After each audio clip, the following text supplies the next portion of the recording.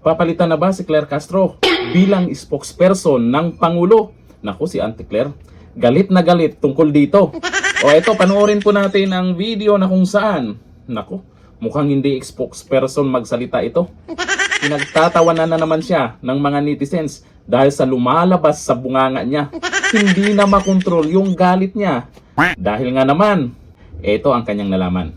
Nakausap niya ba yung Pangulo ng diretso para malaman niya kung anong damdamin ng Pangulo patungkol dito sa mga tao na nasasangkot sa flood control mess? Kasi kung hindi niya nakausap ang Pangulo at hindi niya alam ang damdamin ng Pangulo, huwag siyang magsalita. Huwag siyang magsalita na parang may alam siya sa sinasabi ng Pangulo. Oh, Wala siyang karapatang maging spokesperson ng Pangulo. lo, Unless papalitan niya ako dito. Sabi po ni Congressman na Erice, optics lang daw yung pagbanggit ng Pangulo kay former House Speaker Romualdez nung SONA. Utos, sunod palakpak, pagkatapos wala na raw po yun. Talaga naman. Sabi pa niya, the President cannot afford to jail former Speaker Romualdez kasi hindi daw po mangyayaring insertions for 3 years without the cooperation of the whole government.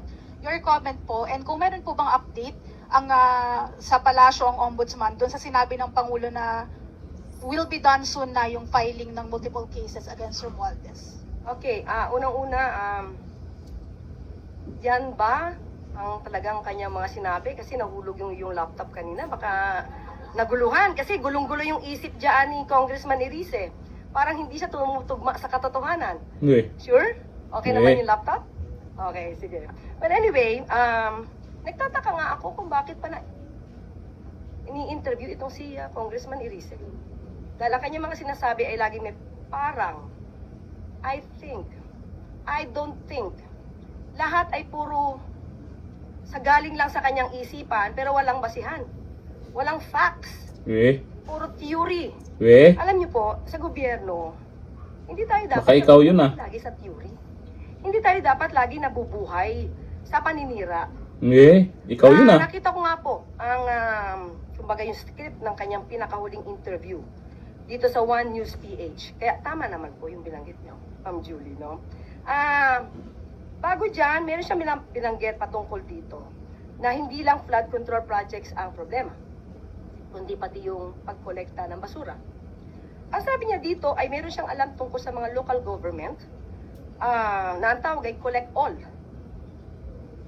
Kung saan pinaparatangan niya yung mga opisyal ng local government ay corrupt. Di So ba? kung siya may alam naman dito, at isa siya sa public servant, at siya ay isa sa maingay na nagtutuligsa, gumawa na ba siya ng aksyon patungkol dito sa mga di umano mga local government units na nagkakaroon ng korupsyon patungkol sa pangongolekta ng basura? Pakitanong niyo po sa kanya yan. Pangalawa, ang sinabi niya dito, again, sabi niya, kasi I don't think that the President can afford to jail former Speaker Martin Romualdez. So ito ay iniisip niya lang. Nakausap niya ba yung Pangulo ng diretso para malaman niya kung anong damdamin ng Pangulo patungkol dito sa mga tao na nasasangkot sa flood control mess? Kasi kung hindi niya nakausap ang Pangulo at hindi niya alam ang damdamin ng Pangulo, huwag siyang magsalita. Huwag siyang magsalita na parang may alam siya sa sinasabi ng Pangulo.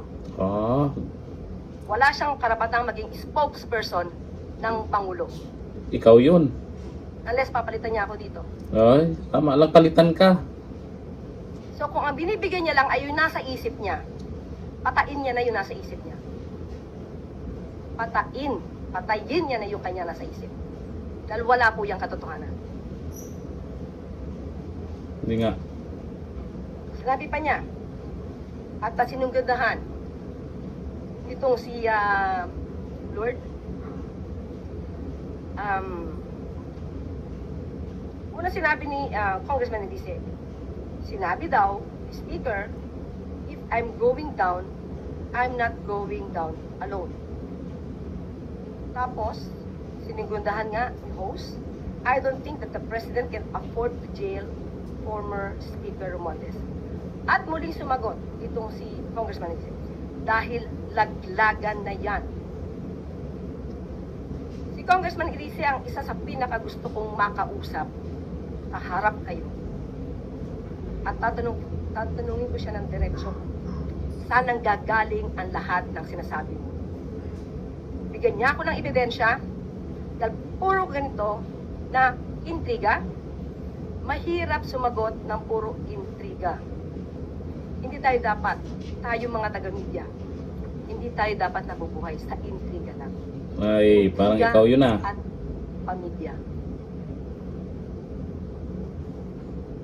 So patungkol kay Baka po may update ng Ombudsman doon sa sinabing ng Pangulo na the filing of multiple cases against Romualdez will be done soon.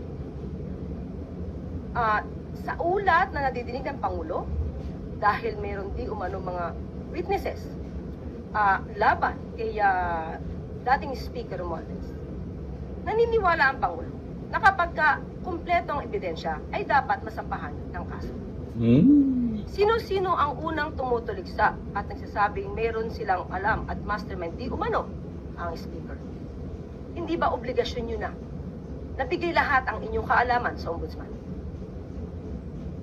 Dahil medyo na-disappoint si Ombudsman Boying Rimulya sa pag-retract ng 4 na Maleta Boys. So kung meron pa pong ibang mga may hawak na ebidensya, katulad nito si Congressman Irice, kung meron kang alam, Congressman Irice, pumunta na po kayo sa Ombudsman at doon nyo na ibigay lahat ang alam po ninyo para hindi kayo ma-disappoint at sasabihin na ang Pangulo ang siyang merong kagagawan para hindi siya masampa ng kaso. Obligasyon niyo po yan, Congressman Irice.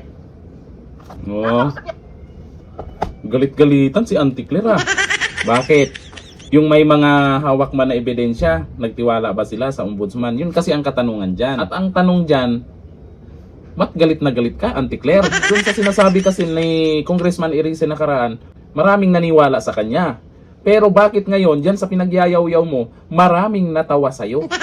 Kasi naman, hanggang ngayon, hindi pa rin napakulong. Yan si Tamba. Nauna pa ngang nakulong yung mga nagsasalita kung ano yung mga nangyayaring korupsyon. Nauna pang nakasuhan at nakulong. Bakit na-hurts ka kaagad? Tapos nabanggit mo pa na spokesperson. Parang takot na takot kang mapalitan. Nararamdaman na ba, Auntie Claire, na hindi ka na magtatagal dyan? Huwag iyak. Halatang stress na stress ka na. Ang hirap ipagtanggol. Si Dunyor? Hanggang dito na, thank you. Bye-bye.